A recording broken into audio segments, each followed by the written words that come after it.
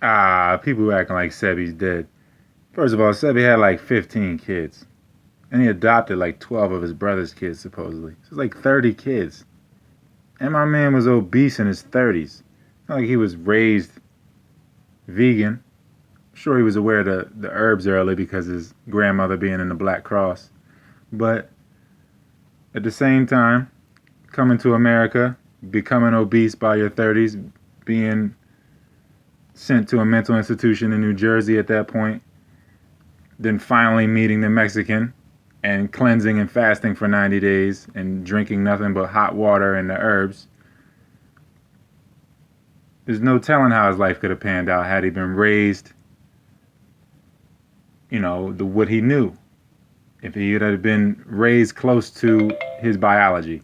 Because, of course, if he had been on a raw, I'm not sure exactly what he was eating at this point, at the latter days of his life, but I just know, obviously, the man condones the fire as far as weed and eating cooked food.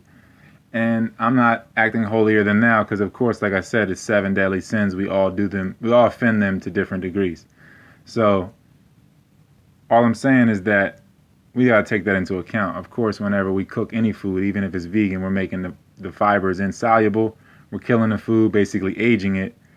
And, it's better than eating some carcass, but it's just basically plant carcass at that point. So I don't know exactly what he was eating. And of course, like I said, once you fragment into 15 kids, that's a lot of energy, cosmic energy you split into. That's why, of course, he's not dead.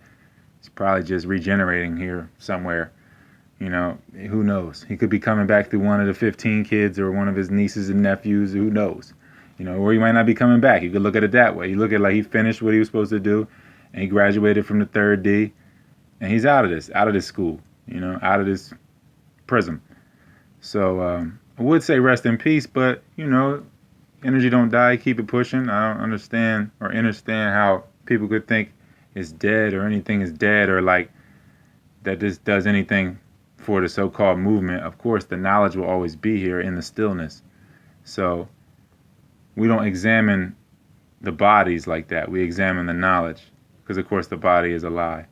And we got to look at it like that. We don't, if somebody, sometimes a liar's mouth can be full of truth. I'm not calling him a liar, but I'm just saying that we can examine something apart from the person that is delivering it. We can examine them as well, but we can separate. That's what the rational body is here for, to do so. So, yeah, check that out, man. My condolences to the Bowman family. And come on, it doesn't stop. Who's going to be the new leader of the so-called movement, though? Because Bobby Hemmett, he's sick. Is it going to be Dr. Africa? Who?